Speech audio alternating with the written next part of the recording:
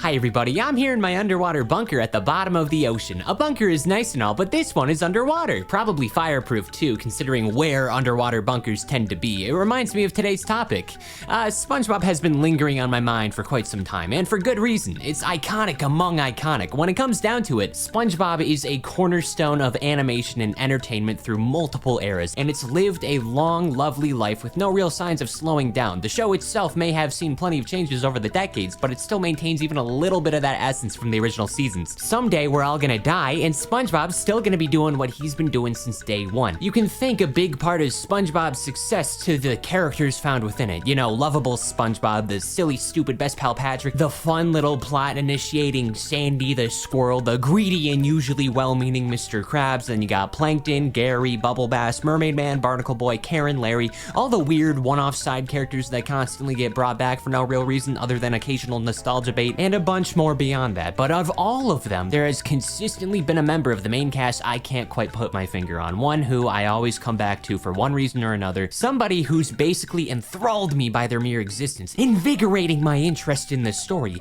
And that character just so happens to be Squidward J. Quincy Tentacles, better known as just Squidward. For my entire life, he has been the favorite of the lineup. Now in concept, he makes sense. You got a lovable little instigator of conflict and goofy misadventures. You need a straight man to balance it out. That's the dynamic of so many iconic characters in all kinds of franchises. Even Nickelodeon alone has a ton of examples of it. Squidward fulfills that role of being the closest thing to an antagonist in a lot of these stories. Not all of them, because Plankton's right there, but Squidward is by extension another face we consider a threat at times. It kind of depends on the situation. But more than anything, I see these characters in the hundreds of stories, the decades, all this substance and character. I find myself enthralled by the idea of Squidward. I can't help but remain so interested in him. My favorite type of characters have always been the weird, lanky fellas, Waluigi, Leorio, Bert. It's something I relate to. He is so simple in premise in most situations, but there's just enough to where I can't place my exact thoughts on Squidward. Where I stand with him, what he does, all regarding the Squid Octopus Man. He not only represents the worst of SpongeBob, but also the best about him. When it comes to the show, Squidward is more important than SpongeBob to me.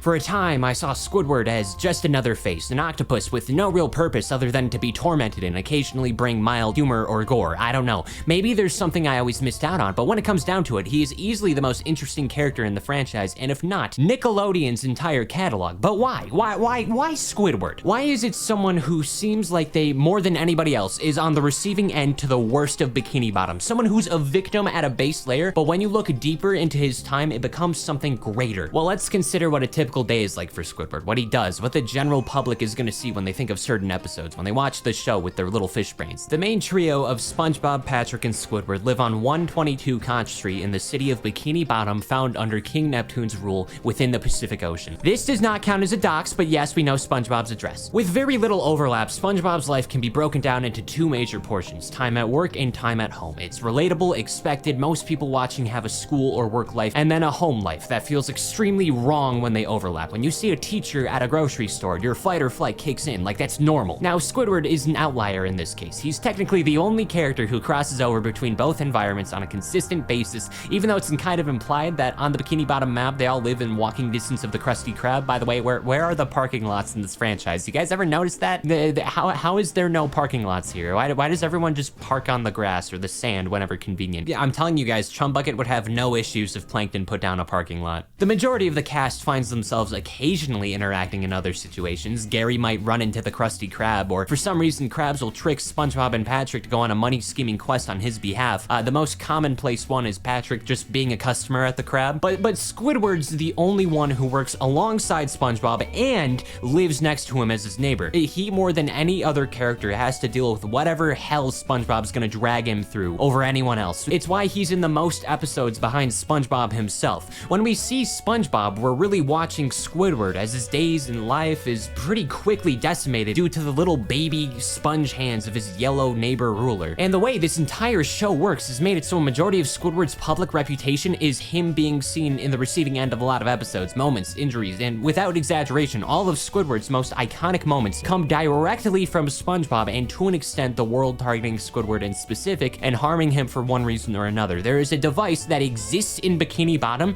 and its only known purpose is to be the Squidward Squidward killing machine. Do you have any idea what it takes to have an entire invention created with the intent of destroying you in specific? That is a high honor. Come back to me when there's a Choopo killing machine. I want it to be quick and painless, but still look cool, like a giant whack-a-mole replica. In part, this is why the term Squidward torture porn has been coined. When episodes do nothing else but watch him suffer for the giggles and goofs. A lot of the worst episodes of SpongeBob are known for watching Squidward be staggered and exploited for nothing more than some occasional cheap laughs. I don't see Squidward suffer without proper justification. Why is the wrongly accused being rightfully punished? He does not deserve the life he has been brought, and he is doing what he can to get out of it. Why are we watching a Squidward who wants to mind their own business and pursue their personal business have that be ruined by his neighbors who fail to communicate personal grievances or take it to the HOA? At a point, Squidward could just make phone calls for noise complaints. Why is everything out to attack him? Let's take a look at the episode Security System 5000, where Squidward installs a security system into his house to counteract his neighbors that don't take no for an answer. And then by the end of it, the security system takes control of Squidward's house and begins attacking the city, leaving the mayor to give Squidward community service even though SpongeBob and Patrick were in his house the whole time and responsible for everything. Yeah, this episode sucks. There are so many instances where Squidward's legacy is on their behalf, where he does nothing wrong and faces punishment for it. Think about it. The magic conch shell, the sea bear incident, bold and brash belongs in the trash. All these goofy little ugly faces of him. Handsome Squidward comes from SpongeBob injuring Squiddy to almost permanently disfigure him. In all regards, Squidward's entire life has been shifted thanks to his neighbors who have done nothing but bother him his entire life. And is it not deserved? No, Squidward's kind of a dick. He's rude, he's snarky, he has a pretty sizable superiority complex, in part due to his own behavior. But when you look at it further, we can't consider it all his fault. It's just that the most popular or remembered episodes involving Squidward happen to position him in these situations, sometimes deserved, usually not. SpongeBob is a sweetheart who sees the best in a lot of people, but much of the time oversteps boundaries, not really realizing it as this excited kid who doesn't know better. Patrick has the brain speed of a slug, so him being an asshole kind of just happens when people are too stupid to be aware of the challenges they bring with them. Everyone else sucks occasionally, all people do.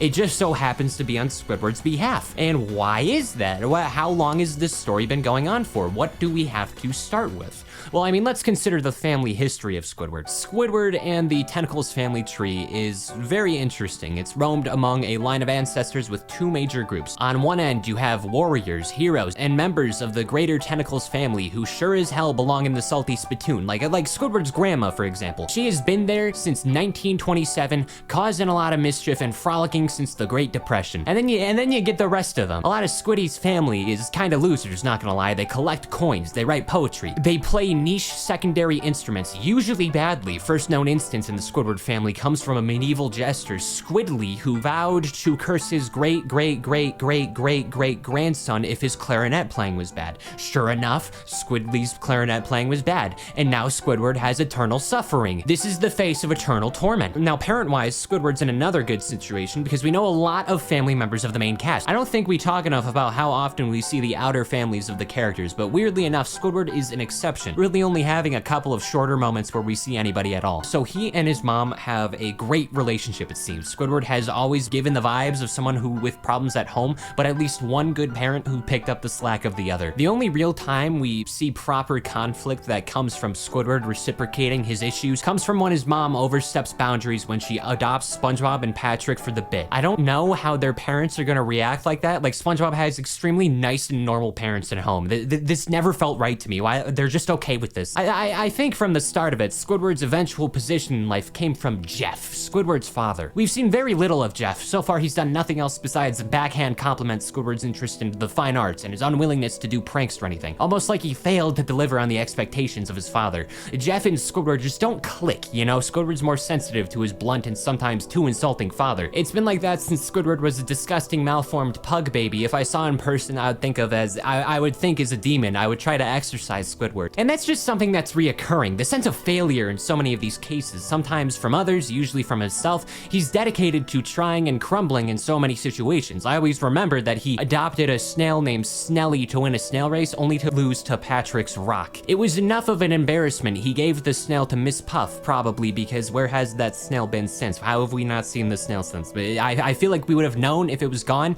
Why is this character never brought up? He's in such an interesting position that reflects himself in a way I don't think we fully grasp, even with those suckles that make me wonder how Squidward can use a woodwind instrument without digits. He is known for his passions in painting, interpretive dancing, more classical music, especially through the clarinet. Personally, I think his painting looks fine. Why is this considered bad? I think all of these, to an extent, have value. They should be appreciated, but instead they're ridiculed. Even since a young age, he has never been encouraged. SpongeBob Grandma's in the right though. I'm glad these two are friends. This is like Squidward's only true friend who completely shares his interests. I kind of take Squidward's insistence on continuing to pursue the arts, even poorly, as a way to prove something against his dad, who never really encouraged that. He has very much been nurtured into the way he is, and you can kind of see that further in the prequel shows that may or may not be canon. So before you say anything about SpongeBob having multiple timelines, because like, you know it does, it has to. When isn't there? When isn't there multiple timelines? I'm sick of it!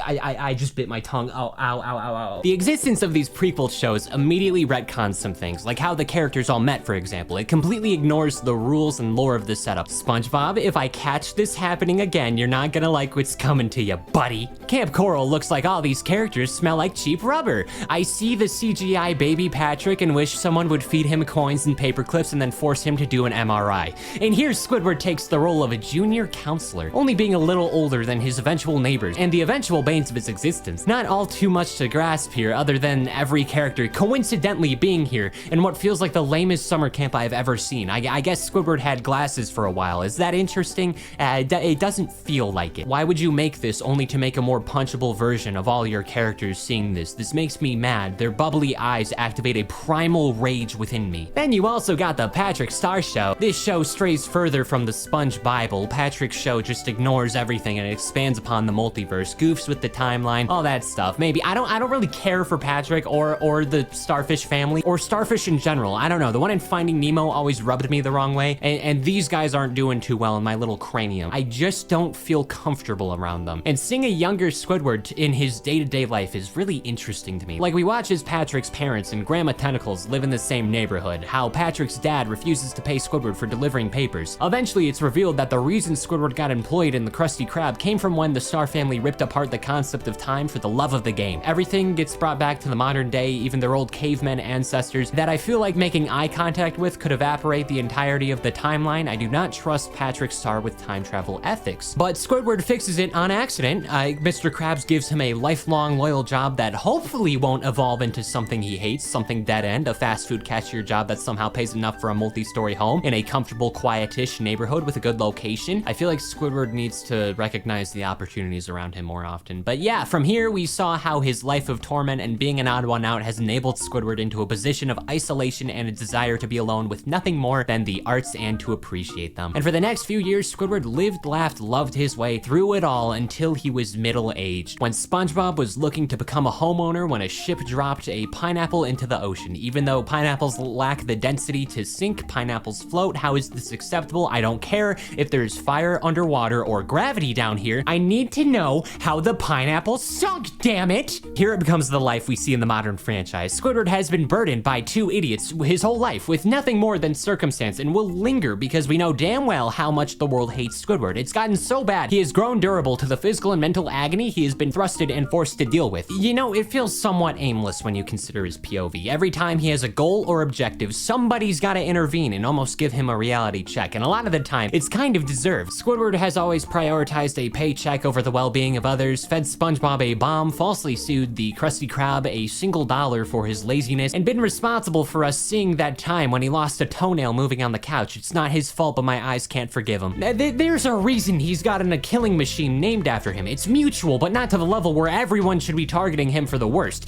We've seen instances of him being rewarded and stepping out of his comfort zone, like his friendship with Larry the Lobster, but even then, all his wins seem to be treated like dirt or always have some sort of obscene monkey paw requirement behind them. he'll find a better job at like Weenie Hut Jr. with higher pay, only to be left betrayed when he finds out the job's obsolete with the implementation of AI. They want to make him a robot. Or how about that time Squidward tried making a new friend with a new neighbor, only to succumb to the SpongeBob mindset? And the worst, absolute worst of it comes from Squilliam Fancyson, the lifelong nemesis from a shared band class. Everything Squidward wishes he was, beloved, well off, the fanciest among fancy, in his eyes a better man, an enigma of envy and pettiness that infuriates him to see the success of. Time and time again, Squidward Tortellini finds himself unable to escape a world who wants him gone, a place where he is unable to take big risks because of fear of what he doesn't know. So he's left back home in a town not at all too interested in his cashier life, separated from his hopes and his dreams, and Squilliam has him in this position where it just makes everything worse. An episode that always stuck with me is the one about the fancy restaurant where Squidward gets ridiculed at an unbelievable level. You're so mean! Genuinely, put me in a ring with Squilliam, he dies. I win.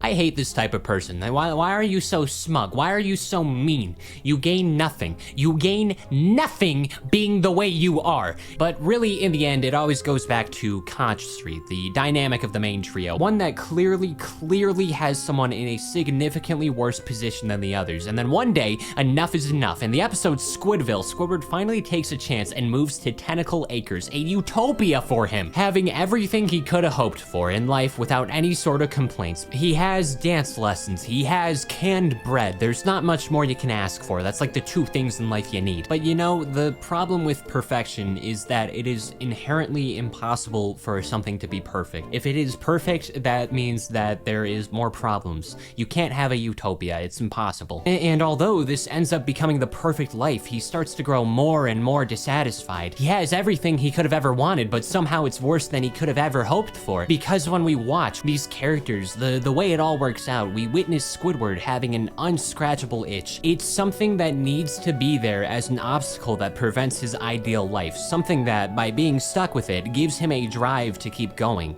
That being SpongeBob himself. In a few cases, we've seen that all across these moments of anger, of outbursts, of justified tangents, Squidward very much appreciates the burden of his yellow cheesy friend, and not even taking it to a level where he respects SpongeBob for his values or what he brings positively. I'm talking about how he enjoys SpongeBob being there with his grating laugh and puddles of whimsy. I don't think Squidward would care enough to feel empathy for most people, so it speaks a lot that SpongeBob in specific has been verbally recognized, defended, and appreciated by Squidward on so many occasions. As much as he hates to admit it, as much as he considers SpongeBob the worst aspect of his life, it's kind of hard to say that he isn't also the highlight of it, through instigating so much flavor to what would have been a bland plate. When the SpongeBob movie ends, when we reach the end of the timeline, because SpongeBob lore is an incoherent mess, don't ask questions you aren't prepared to hear the answers to, we see Squidward willingly surrender his manager role in the new Krusty Krab because he sees SpongeBob as more worthy. And I think that speaks mountains about how important SpongeBob is in his life for all that, especially when considering this promotion was the most career success or movement Squidward saw after years. But there is an exception. One moment above all the rest that completely counters Squidward's consistent L's being taken as his second 9 to 5. Band Geeks.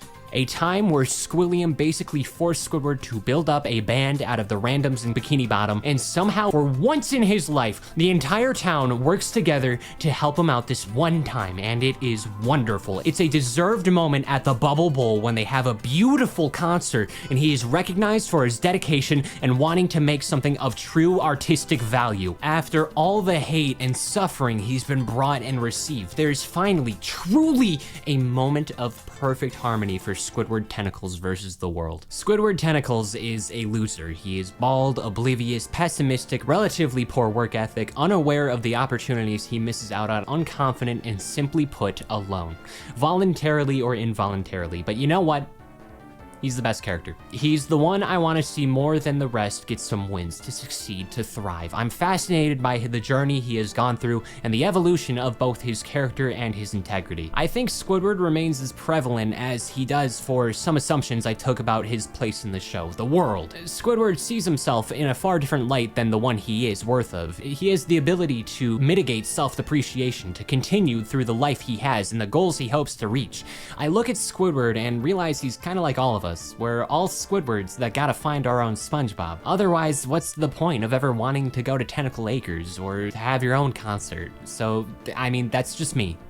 Keep your head up, fellas. Someday you'll get band geeks of your very own. But hey, let me know what you think. I want to make more of an effort chatting in the comments below if you want a further discussion on this one. I'll try to respond a bit more. Plus, it's getting kind of boring down here talking about SpongeBob has at least passed the time a little bit. I kind of love how silly the underwater show is, and unfortunately, we live in the real world, so that's not gonna be having any of that underwater antics from SpongeBob land down here. This is real life, that's for sure.